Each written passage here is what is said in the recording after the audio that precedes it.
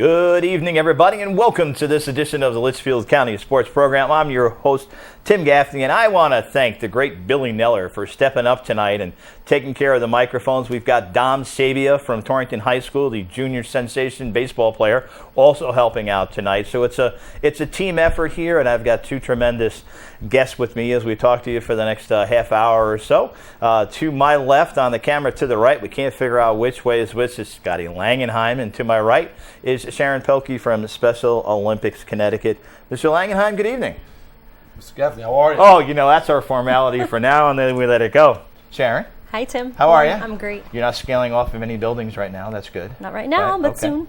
Now, last year at Mohegan Sun, Sharon took a perfectly good 34-story building and didn't use the elevator. She went down the outside just because she needed to for Special Olympics, which was a great cause. I did go up on the top and took a picture. Had to have a helmet on there, and she dared me for this year to go down, and I blamed it last year on my knee.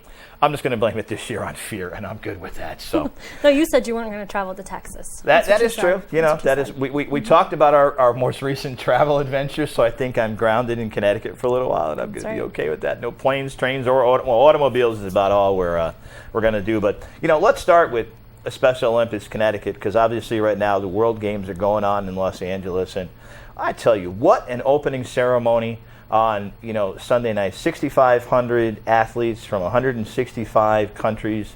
They're participating in games in UCLA, USC, Long Beach, and the Convention Center, and the rest of it. This must be your World Series, your Super Bowl for Special Olympics. It really is amazing. The footage I've seen, we had one of our employees go there and actually run the final leg, which was phenomenal.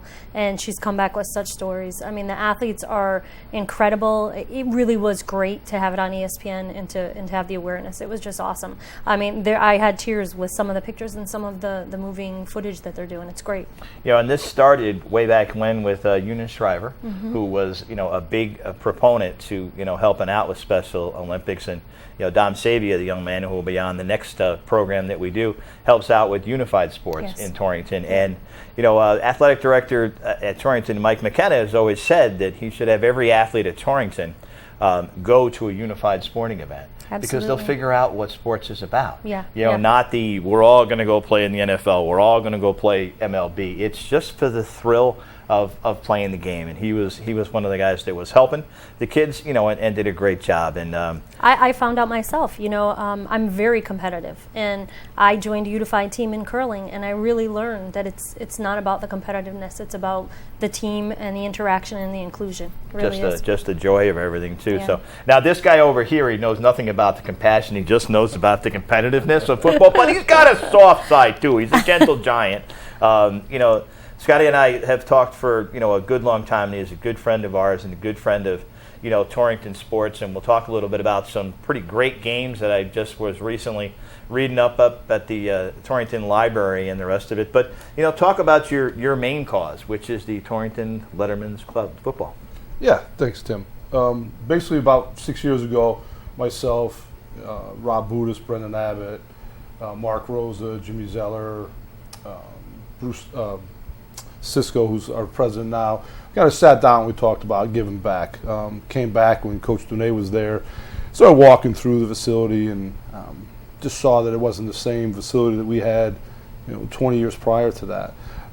As a Letterman's Club member up in Syracuse, I figured that maybe we'll start a 501c3 down here, try to raise some money for the program itself, because it needs help. Like Gaitan this year, I know he has a couple assistant coaches that volunteer the time.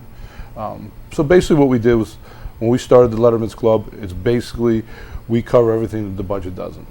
And Gaitan knows that. We try to help them out as much as we can, and anything they can, they're involved with. We want to fundraise, and our biggest fundraiser is our golf outing every year, which we're going to move from June to September next year. Okay. I think we'll avoid some vacations.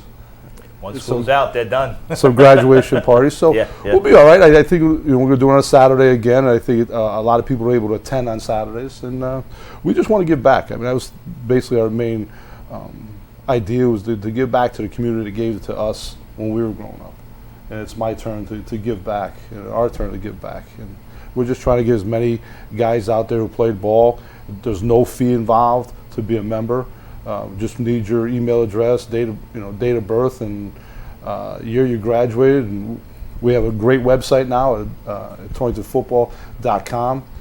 We just revamped the whole thing. There's a lot of nice parts to it. I saw the nice videos from LCS from inside of practice from last year, and also when we were reporting inside when the field was being done. So thank you very much. Tim, it's it's about community. It's not about the individual. Team success, individual success comes from team success, and that's what it is. We all got to work together. Things are tight and budgets get cut everywhere, and we just try to help out. Really, that's what we want. I mean, we have so many guys that played through, that came through the Torrington program, and who work at, we have 4 or 5 guys at ESPN. We got, guys all over the place, and we just ask those guys to give back, and it's been successful so far.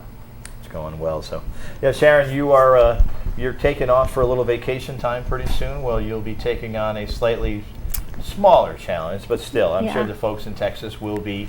Ooh, this is really high, and you'll go. They have no clue. Yeah, they have no clue. 20-story hotel. 20-story hotel, November 14th. Over the edge. Yeah, going over the edge again. I happened to mention to a best friend down there that this is what I was going to do, and she had come here to do the Winstead Plunge 3-4 years ago, and you'll never get me in the water. It's too cold. I run the events. Absolutely not going to do it. Care. Yeah, forget about it. So when I texted her, she said to me, "Oh my God, I can't do that." And I said, "Well, your husband's a firefighter. What do you think?" So now the whole team down there is going to do it, and we're working on this big PR push here and there to kind of get the support, especially with the World Games. I mean, awareness is huge. So we should be very successful. I don't know what their goal is down there, but our Over the Edge, which is September 4th, is sold out. We have 87 repellers. We can't take any more. Back at Mohegan Sun, yeah. Okay. Yeah. And that was it was an eye-opening event for me last year. Just getting up to the top. There's 2 or 3 spots in which you stop for training, and you gotta get over the fear a little bit. They don't want to rush you up there too fast. They need honestly, to talk you through I was nervous when I got to the hotel Thursday. My heart was pounding. I took a shower. I had a glass of wine. I kind of chilled out, and then went to bed. Got up the next morning. Same thing. Heart is pounding. I'm like, I'm not so sure I know what I'm getting myself into. And once you put the equipment on, it really is a different feeling. You're safe. They go through 3 or 4 checks. It's really refreshing. Then you get up to the top of the building and they put you in a little tripod thing and they kind of test it out. And that was all cool. And then you get to the edge of the building and so many people are telling you what to do, bend down, do this, do that, loosen the rope. And you're like, I just can't do this. And you step in and that's the worst thing to do. So I stepped out and really once you focus on what they're saying, you literally don't know the edge of the building that it just happens. Right. I really can't, I got down and it was like 7 minutes or so and I was like, can I do that again? That was so cool. Now, as I recall, last year, as we were coming down, there were some unique things that you could probably imagine, Scott, as you're coming down a hotel. Mm-hmm. There was one place where there was a window open, and there was a dude. Yeah. There was a guy just wondering why there are people propelling down the side of the building. You could actually see the rooms. Just kind of waved, and y'all just kept going. Right? Yeah. Well, the photographer. That was the only show you had. The photographer was on like the 26th floor, and so you had to stop. And I was like in that motion about, I'm going down. This is really cool. And then I'm like, oh, I gotta stop. What happens if I, too much or too little? So and honestly, it was an experience that changed my life. Just kind of going and doing something out of my character, and then kind of being challenged. It kind of made me feel like I know what these athletes go through every day. And although they're happy and they do have challenges and, changing my life, I went and I got a tattoo and really it was the best thing. Watching on Facebook, this transformation. You know what I mean? I know, and it's great. You're not afraid of anything anymore. I'm not, Were you afraid of heights going into that? Absolutely. Okay. I would have, if you... Ladder, forget it, done. No, ladders were all right, but like when I was building a house 13 years ago, like I couldn't go down the fake stair. I had a real hard time with it, and now it's not just that. I don't second guess anything. There's really no need to do that. Like put yourself out there and do it. And now I'm a unified global messenger with Special Olympics, so I go out with an athlete and teach him how to talk, and we create speeches, and that's something new that we just started in Connecticut. So there's a lot of cool things going on that I never 18 years ago when I was or 20 years ago when I was in high school. I couldn't get up in front of a room. You would never catch me on a show like this. Right. So it's really strengthened a bunch of things in me, and so new person. We were talking about unified sports. I mean, how terrific is that for you with this whole the whole piece of the puzzle. You know, I can't say enough about it. I wish more schools would get into it. Right now, there's 190 schools in Connecticut that are doing it. Okay. We're really trying to push that. We're doing a leadership summit coming up in September for the schools. We're pushing the Penguin Plunge to try and get them in. But, I mean, it's not just sports. It's art. It's fitness. We have unified fitness clubs, which I'm a member of. I just got involved with that, and I'm always trying to beat the guy at work.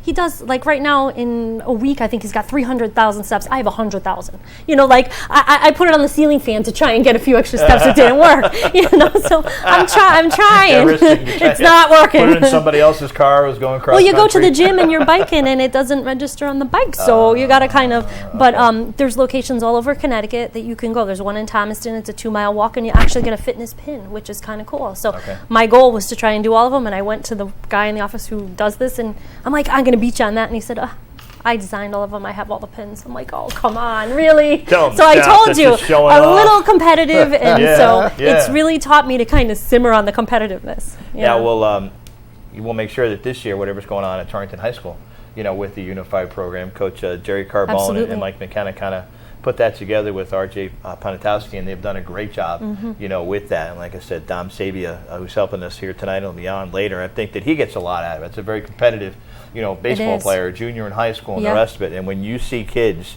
that are just so happy to be, you know, to be playing in a sport. When we had our banquet, which Dom actually was one of our award winners in the all Torrington High School All Litchfield County sports team. Devin Fair is the young man's name, and Ryan Nader was his helper. And I have never seen a young man so happy to be involved in something. As I started to call up Coach Carbone to introduce him, he was so happy because somebody was doing something for him. After the program was over, they stayed behind with my wife and my daughter, and his mom was saying that folks had told him first couple of weeks, put him in an institution. There was they didn't, you know, back then a lot of times folks just gave up. We heard that a lot. Nowadays we don't give up, you know, and now this young man, I looked in the yearbook this year, he kind of helped run the store at Torrington High School, had a great, you know, career, and he'll go on to do some, you know, some pretty terrific things. So well, and it takes it another playing field. I mean, it's not just sports, they become friends. I mean, my unified partner, he hadn't competed in sports in 20-something years, and he's back on the track. I went and watched him speed race at the summer games. You know, and now we go to the movies together once every couple of weeks. We, you know, meet and write speeches. So it really has become, you know, a friendship and a bond that they have someone else besides their parents, besides their caregiver, besides their coach. So someone else to kind of have a different side to it, and it really is an amazing thing. You know, anybody watching, schools that don't have it, please call us. We can get in there and get a unified program very easily. We do have some seed money that we start with, and then it's self-sustaining, but absolutely. 20 years ago, did you see a unified, even a chance of it? Or no, and actually, Bo Doherty, the president of Special Olympics in Connecticut, is the one who started it. So no, and Eunice would be amazed. Yes. Really, just looking at the footage from the first one to the World Games, you know, you can't even fathom that. Her speaking the other night, you know, when they had it on tape and the rest of it was just amazing. I mean, her daughter, is that her daughter that was speaking? Our daughter, yes. Her daughter was speaking this year, Maria Shriver, and you know, you just had the chills, you know, running down, because this was that lady's dream way back when, and then it just started to move along. You know, whenever you see an Olympic game, you're a sporting event, everybody's always happy going into the venue and the rest of it, you know, and it was no different here. Right. You know, it was just athletes really thrilled. I mean, hey, I wouldn't mind running down a red carpet at an Olympic game representing your country. What do we have, like? What is our contingency? 481 out of the United States. Yeah. You see little countries come by with like 7. Yeah, and they're we were a big thrilled. contingent. Yeah, and they are absolutely thrilled. And then we had such a huge contingency. And like you said, you know, I was waiting because you're going through the alphabet. You're on S. We got like 27 more countries before we get to the United and here, States. What was I thinking? USA, I'm thinking in alphabetical order. But no, we hosted it, so we're very last. You know, so, I mean, what was that? What did I know? Yeah. We definitely got to... we got in on the late end of that, but it certainly was, you know, it was well worth it. And, you know, we hope that that continues. I mean, it goes until the end of the week, this weekend? Yes, closing ceremonies are tomorrow. Tomorrow? Okay. All right. You know, and I'm glad to see that ESPN did do more coverage, they really do the stepped it opening up, ceremony and the rest of it. Kevin Nagandi, I think, was one of the hosts. And we saw him down in Tampa when we covered the women's Final Four. And when I see him next week when we go up to Newport for UConn football, the AAC will have their annual meeting. I'll compliment him because you know what? He was into it. He does a lot for us. He did our kickoff. Into it. And you can tell when a guy is just announcing and when he was just passionate about it. Because you can't fake passion. Oh, it's either there or it's not. And in his case, that's live. That's how we like things going on here. See, that's what happens when you tape stuff. That was all part of the plan. It's all good. But you still know what you're listening to, the Litchfield County Sports Program. But you could just tell his passion in everything that he was doing. So I thought he did, a terrific, job with that. And then, speaking of terrific jobs, I mean, we got to go back to 1987. Is that where we're going? Are we time machine it? Are we Michael J. Foxing? We're not that old. Are we that old? He just remembers something from 1987. We're Michael J. Foxing it now. We're going back to the future, right? That's it. Isn't it funny that Back to the Future actually was to this year? They went to 2015. Really? Wow, that's back kind of then, cool. when they first made it. Yeah. Come on, man. Huh? We just did a little memory thing there, didn't we? That's pretty cool. Part of when I went back and was looking at the history of Torrington football was a game against Ansonia. And as I look at the schedule, this year, and Sonia's on there again. Where are they? It looks like October, with glasses, it'll be October something. October 23rd at Torrington, 7 p.m. game on a Friday. Ansonia always has been the powerhouse in the NBL, one of the best football teams in the state, and that hadn't changed. I mean, back then you guys hadn't beaten them since 1974. I'm not sure how many times they've beaten them since 87. I'd have to look because Ansonia has been a beast for so many years. It's a solid program. I mean, the town supports them. I do believe they beat them in '84. Mike Dobis kicked a field goal. That was Mike Dobis, Keith Benkowski, Tom Buzzy, their senior year. I mean, or maybe it was what, 85 maybe? Okay. But I mean, Ansonia, it's just a powerhouse for Connecticut. Yep. It's a town that supports them through and through. Tradition never graduates down there. I mean, those guys just keep giving back. I mean, they've got 18 state titles. It's just you're born and raised knowing that you're going to do one thing. Yeah. You're going to go play. You're going to be an Ansonia. You want to play soccer? No, you don't. If you're you're playing football. The guys that play soccer down there are guys that maybe came in, transferred into the area. When hey, they were 14 and if you can kick 15. a field goal, you're you're on the better. football team. Absolutely. Back in the day, you used to be able to do both, right? Soccer and football. Yeah. And I still think so. especially for a place kicker, because for a sports writer, not being able to make a 20-yard field goal drives me nuts. Where you always have to go for 2 for an extra point. You always have to. So you get a kid that might not be the best football player, but he can kick. But let's go back to '87 and talk to us about that game. Going into that game in '87, you're down 18-0. You end up coming back to win. What was your mindset going into that game? Well, I think before the game, I mean, we got beat by them at Fuchs Park. We thought that we could play with them. We didn't look at the jersey and cower down to anybody. Yep. I mean, just it said Ansonia on it, but that didn't bother us a bit. We knew we could play with them. Game was a little messy at times for us. We knew that we could play them. We knew we could play with them. We knew that they weren't a better team than who we were. We were senior loaded on that team, and we had the utmost confidence. We had a great coaching staff. We had great players, and we knew that if we saw them down the road in that title game, that we were gonna take care of business. That day, I think the wind chill factor was about -20. Tundra. Oh yeah, there's no doubt. Right back to Green Bay, and I think everybody was playing with sneakers on at that time. You couldn't put cleats on because you were skating across the field down in Municipal Stadium, right next to the river. You get that cold breeze coming through there. It was twice as cold. Now, take people back. This was not the nice turf field we have now. That was the infield. This was infield was of the infield. the baseball stadium. Correct. Right. There was nothing next door to that yet. No. They built that years later. This was like when you guys played at Fusions Park, which is strange for people to hear because I still love the days of hearing about playing football at Fusions Park. But you go ahead.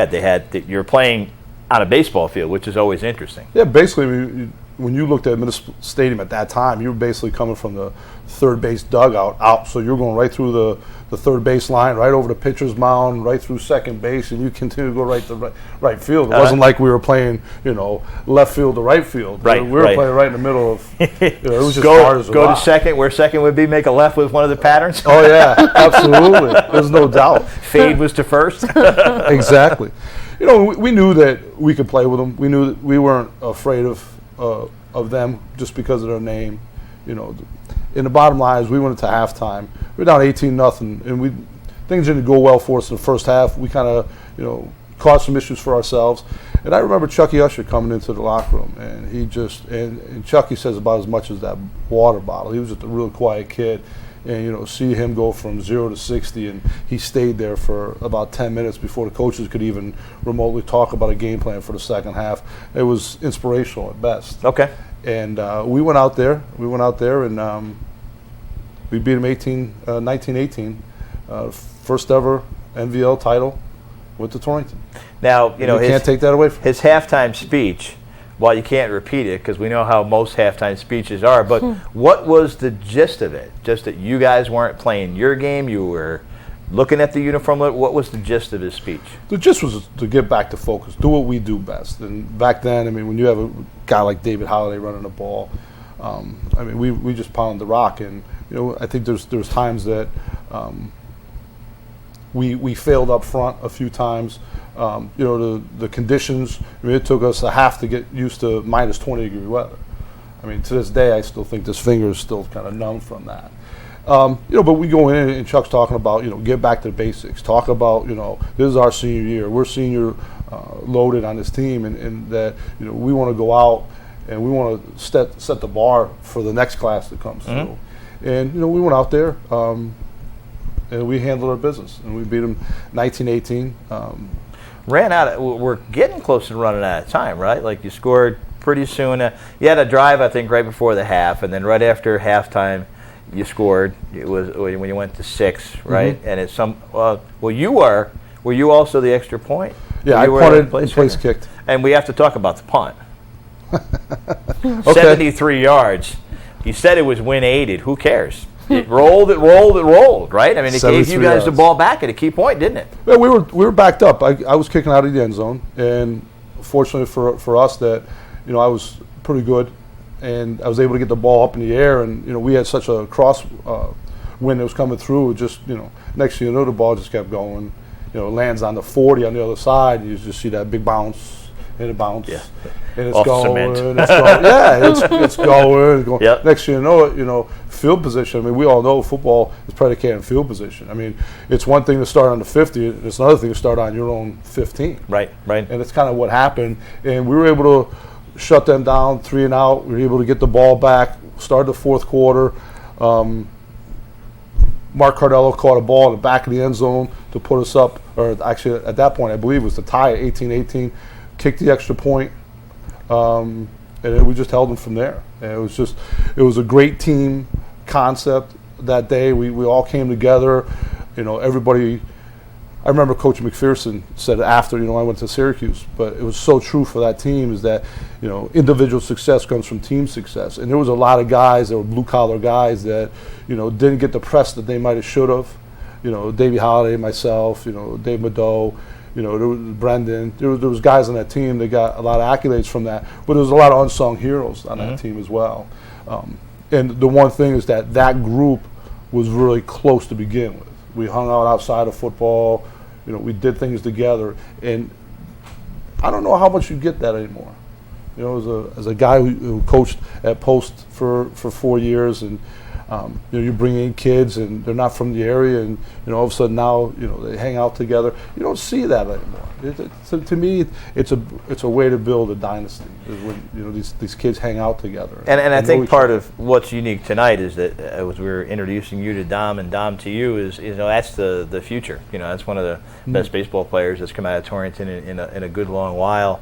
And you're the past, and you're such a history buff. You and I have talked history since the day we first first started talking, and you kind of inspired me to go back to the high school and start looking at these history pieces. Our good friend Tony Torina, always says we can't forget the history. We can't have these kids not know what happened in the past. And when you put that jersey on, when you put the Torrington colors on, you have to really understand what that represents. I know Gaetan's going to have me talk to his team and to Gilbert, because I've known you guys for so long that I understand what that means. And I thought you gave me a very nice compliment the other day when you said you kind of consider me a Torrington resident. I'm only here 25 years, and Scotty said I'm one of the group now. So I appreciate it. There you go. Absolutely. Torrington always reminded me of where I grew up in upstate New York, a little town called Washingtonville, New York. Our only claim to fame was the Brotherhood Winery, which is when you're 16 years old, who cares? Because you can't drink wine, you don't care. So, but it was famous. But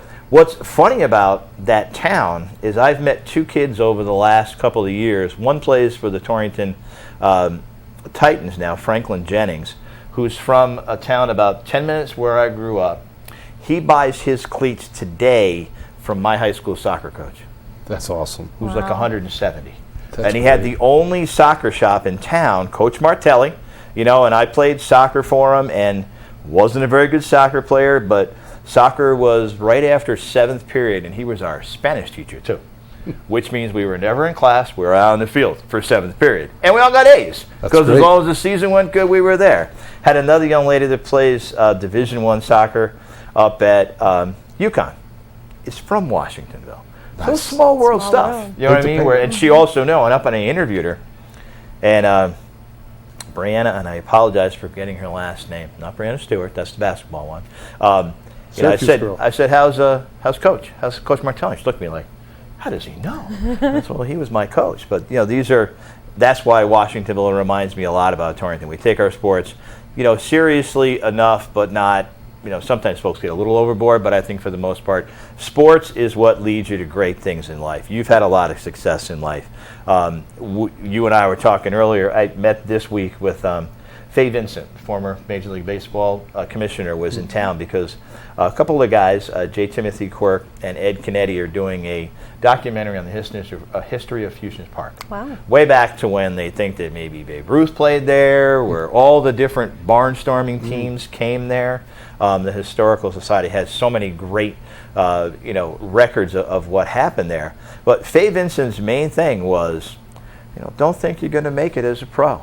No. Go to college, get a free ride, go all 4 years, get a degree, love your experience, but then take it somewhere else, where you end up, because the percentages, I wrote an article this week, the percentages of baseball players that end up in the minor leagues is about 7%, but the minor leagues is this vast ocean of, you're going to make $8 an hour for a good long time, and you might make it. NBA gets even worse. Football gets even worse because there's really no minor leagues. You're either going to go, and the percentage is like 1%.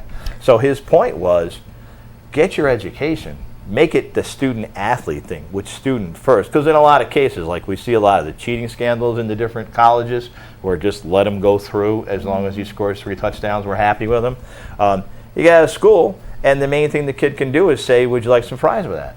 Right. And I think we failed as a society if that's where if that's where the main focus is. You went to Syracuse, had a very successful football career. You played in 5 different bowl games? 5-0. Okay. 5-0 too. Jeez. You know what I mean? Only one of 18 guys in Syracuse history to go 5-0 in bowl games. And talk about a gentleman from Torrington who Jim Brown had some nice things to say about. Kind of a good football player. Yeah, you and I go back and forth about tradition and things like that. And I was honored to be inducted to the Torrington High School Athletic Hall of Fame with a guy by the name of Charlie Strid. Charlie Strid played back in the late 40s, early 50s.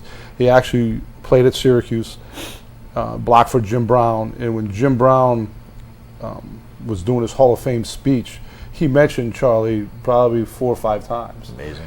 It's some of the things that we've lost as a school, as a town, and one of the things with the Letterman's Club is tradition never graduates, and you always want to, you want the kids who are coming through now, 10 years down the road, 20 years down the road, understand where the football program was and where it can go, and the people have come through those doors and worked their butts off to be successful. Success for me, sports was a way out as a learning disabled student. I didn't have a lot of success in school, so the athletic fields where I, lack of a better term, I shined. I was actually good at it, which gave me success. It gave me a good feeling for myself. My self-esteem would be built up from that because I struggled in school, and it's one of the reasons why I went to Syracuse is because they had a program for me. I knew. At that time I didn't know, but when you talk to Coach Mack and he talks about the 1%ers, the 1% of people who start out playing football at the Pee Wee level, by the time they get to the NFL, there's only one guy out of a million. It's just that one guy, and he's just a phenomenal guy, and Coach Mack, and it's just great. Had a great time up there, 5-0 in bowl games, very successful, very fortunate. Played with a lot of great guys, like Daryl Johnson, Kadri Ismail. There's so many, I can't even bring them all up. But I was very successful, very happy, and very thankful for what I did and what I experienced. And I want every kid that goes through high school to go to college and experience what I experienced. I want everybody to jump on that ride because it's such a great ride. I traveled around the country. I went to Japan. I went to Hawaii. Went through Alaska, all just because of athletics. Okay, but now see, you know how our athletes feel.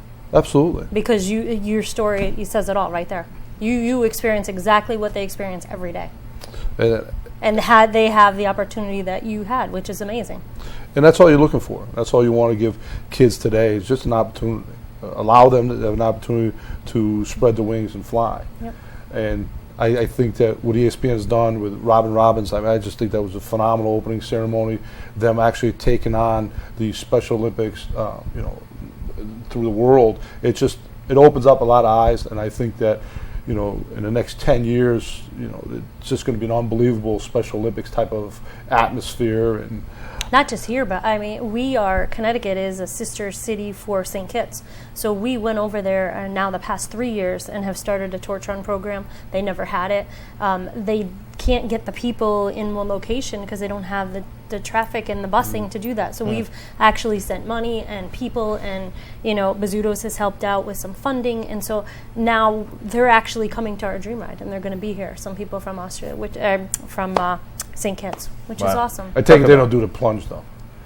Well, they do it in Hawaii, but they do it in big ice tanks. A little different plunge there. It is a little bit different when it's 100 degrees and you're jumping in freezing cold water. But Absolutely. You put the parentheses around plunge. Yeah, it wasn't, I don't We're think going it's swimming because yeah. it's hot. I don't think it's that. Exactly. That is great stuff. Well, you got some more great stuff, coming up aside from your Texas trip and the rest of it. So tell us about it. So we have our fall sports coming up September 12th and 13th, and that will be bocce, sailing, softball, golf, and croquet.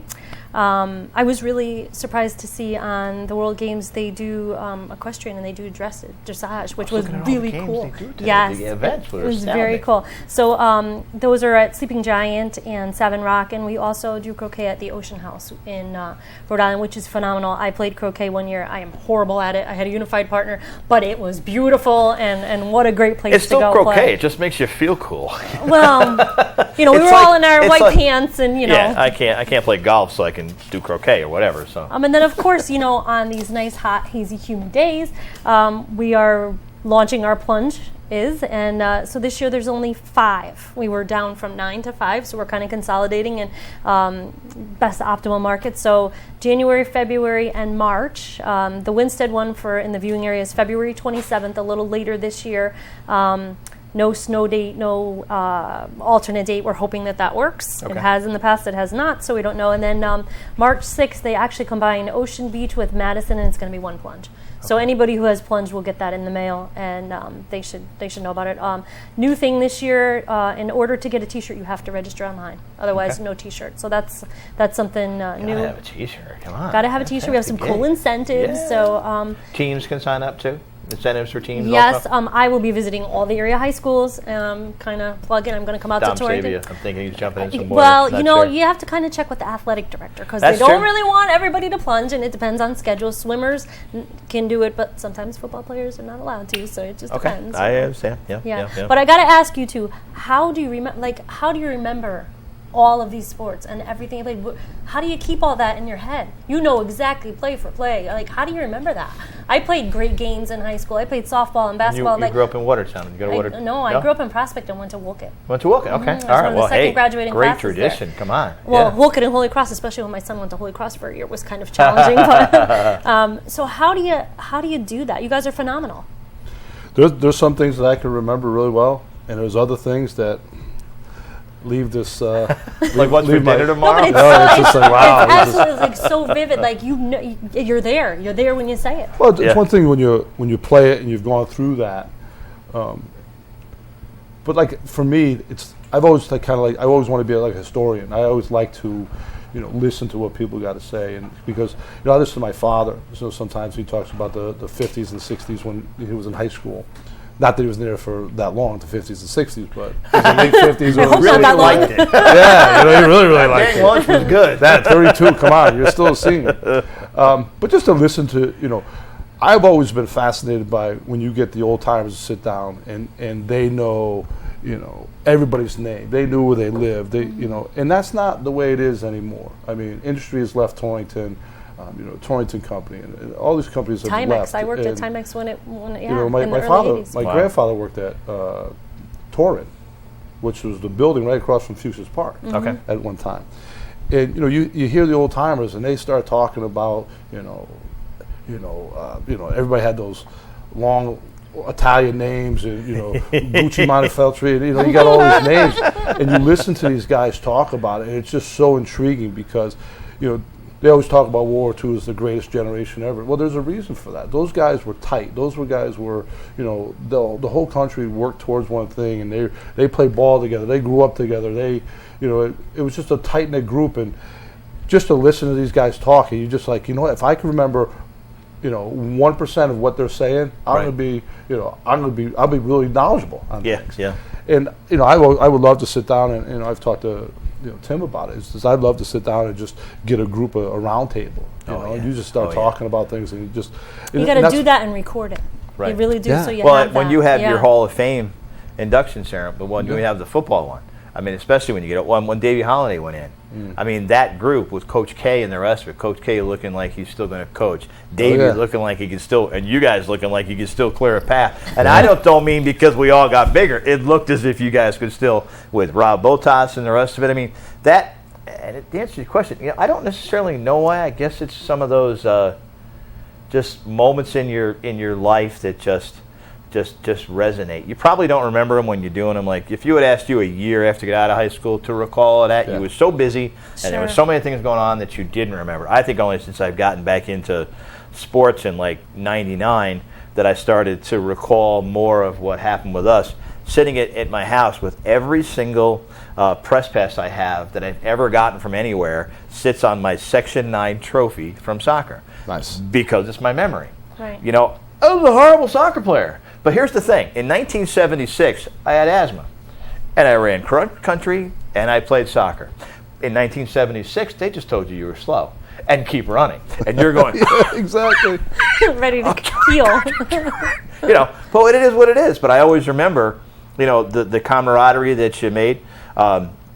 Franklin Jennings, the young man we were talking about, he knew my goalie, Brian Royster. No kidding. He knew Reggie Dolson, who was a midfielder who was born with a soccer ball on his foot like you were born with a football and me with a baseball. Yeah. You know what I mean? Because I was nowhere near as skilled as them, but you certainly remembered, who they were and the rest of it. So I think that, and especially because I think what we try to do the most at Litchfield County Sports is accentuate the positive. Right. Because too often there's all the nonsense. You and I really started a lot of stuff when Guy Ton took over after all the incidents at Torrington High School, where myself and Rick Wilson, we just got pretty fed up with the fact that everybody said this is a horrible football program and a horrible school and it's all of athletics are terrible. No, it was kids who did horrible things that they're going to pay for the rest of their lives and had nothing to do with sports. Right. But the entire football community and the entire sports community of Torrington kind of got labeled. Yeah. Every media outlet in the state was here, talking about it because it was right after Steubenville, you know what I mean? So it was bad timing and the rest of it.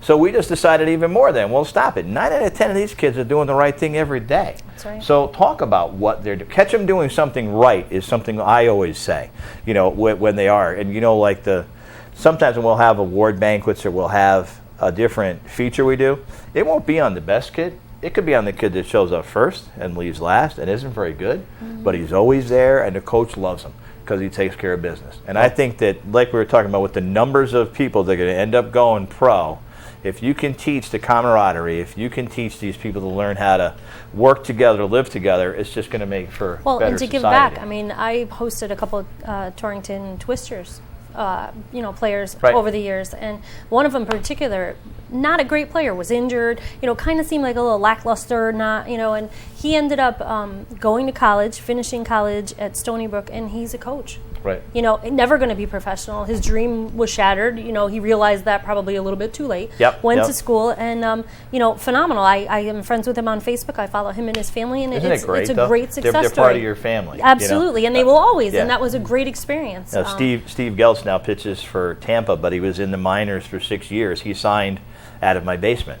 1:30 in the morning, he's like, "Mr. Gaffney, what should I do?" He was from Buffalo, New York. Right. They're not looking for baseball players, looking for hockey players. Yeah. Absolutely. And he went into the minors, and he toiled, and then this year he finally made Tampa out of spring training, which means that instead of making $8 an hour, you're making $454,000 a year, which is not bad. But you've earned it because you put in so much, time in the beginning. We had a young man, his name was Miles Morton. He was from Georgia. Mr. Gaffney. That's all. Mr. Gaffney. We have first names after like the whole summer, but no. And he read, too.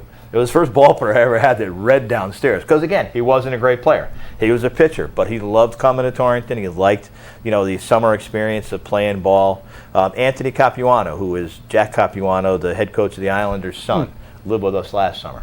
Also, same thing, not the best baseball player in the world, but a great kid. Right. And knew more about hockey than I ever did in my whole life. You know what I mean? And now he actually just went into the service because his dream was always to be a Navy SEAL. Wow. And I know that scared Mom especially, but his dream was to be those guys on the battlefield taking out the bad guys and the rest of it. And he just started in the Navy, just over the last month. So we're happy and scared for him all at the same time, but it's a kid living his dream. That's so, right. No doubt. Let's just add to what you were saying before, because of what I've dealt through, gone through with the learning disability part of it, I do a lot of public speaking on behalf of, talking to teachers, talking to parents, and I've always been a huge opponent of work with someone's strengths and not their weakness. And a lot of times, too many people, and you see coaches out there today, and they just don't know how to coach. And they're in the negative. You can't do this. Yeah. Right. You could destroy a kid if you don't know what you're doing. And there's so many of them out there now. To Pop Warner level across the country. And to me, I was fortunate enough to have a lot of great coaches. I mean, when I was in college, it's like who's who, the guys that were at Syracuse, and I'm very, very fortunate to be around that. And they've always worked with someone's strength. Work with what you're good at. They remind you what you're bad at. To avoid that, to work at what you're good at. Right. And that just has to do with life too. That's just not sports. As a Letterman's Club, there's guys on our board that don't like doing certain things. So I don't ask them to go fundraise because they don't want to ask for money. Right. That's fine. Right. I'll do that. I don't have a problem with that. I need you to worry about the books or put stuff in order what I'm not good at. Right. And you use everybody's strength and you take a little bit of everybody to make a whole, and it works out. It does. Well, they often say that it's the fastest half hour, 40 minutes, wherever the heck we've been tonight, and it, of course, has gone pretty quickly. I think we're around the 40-minute mark or something like that. You folks will see this. You'll be seeing this. It'll be next Thursday, but we're already this Thursday, so we don't even know where we are, and the sign fell down, and everything is good because we tape, and the conversation is, it's tremendous. These are two great guests. We're very fortunate at LitchfieldCountySports.com to have great friends who are very committed to to what they do, and it's a lot of fun for me to follow both of these folks in their ventures and hang out and talk about stuff. And we want to do this more through the community. You'll see us more a couple of times a month, starting in August and September, just so we can continue to bring the good things that are going on here in Torrington, and where you guys all spread your wings out and the rest of it. So Sharon, any closing thoughts? No. Sing a song, something? No, we're not Okay. singing. Okay. We're repelling. We're not singing. Because That's it. We will have YouTube videos. I'm not sure. Maybe some kind of Texan outfit, probably a cowboy hat or something. Nice, to go with that would be nice. awesome. We'll see everything on Facebook, I'm sure. Yes, you will. Yes, you will. Not on Special Olympics Facebook because maybe we might. Never know. They give me Never my know. 2 minutes of fame every now and then. Excellent. Well, thank you for coming on. We Thank you. are always glad to see you, Mr. Langenheim. Always a pleasure, sir. I Tim, will see you soon again. Hey, August 17th, training and condition out there on the field. We're ready. That's it. Right? Nice. That's it. You do a lot for the community, Yes. Tim. And we can't do what we do without you either. I appreciate that. This is we've built a friendship over the years, and we want to grow this. We want to make sure that LCS grows in tenfold. Mm-hmm. And you've always been a great supporter of the football team, the program, and what we've done, the golf outing, things like that. And we couldn't ask for anything more. And we just want to make sure we keep that friendship, where it is. Always. I have a friend, an old Torrington grad, Jerry Beach. Jerry Beach was a sports writer for the Register Citizen. Right now he does, actually today he was covering. Oh boy, see, pathetic. I knew it He's was going to bringing it out, baby. I knew He's it. bringing it out. How terrible was today and last night. There's no crying in baseball, Dom Savia tells me, but there was last night for the Mets. And then He's in the green room Perkins laughing. over there saying, I'm not coming on that show with that guy. He's a Met fan. I got Yankee fans all around me. But you just can't make that. But Jerry was at that. We're talking Thursday. He's at the game in which the Mets lose. They lose after having a 6-run lead. And it's going all night, and he's starving. But he always says in the final text, it still beats work. Absolutely. And that's what I say every day. Every day I get to wake up and talk to folks like you and talk and write about sports and the rest of it. It took a long time to get us here, 2 jobs, 90 hours a week to be able to do the dream. Like all you guys know, it takes time to get to where you want to be. But like he said, when you're sitting at Citi Field and you're writing stories and the rest of it, if that's what you like to do, then that's not a bad thing. I think we'll have Jerry up here on one of these shows pretty soon. So that's going to do it for the show that we're going to run next week. This is Tim Gaffney signing off for LitchfieldCountySports.com. Hey, let me thank the good folks at Milletta Pfeiffer and Associates, my friends Richie Booley and Dan Albanese for supporting us as always, and for the great Billy Neller behind the scenes today. That's it for us here today. Bye, everybody. Bye, guys. See ya. Tell us.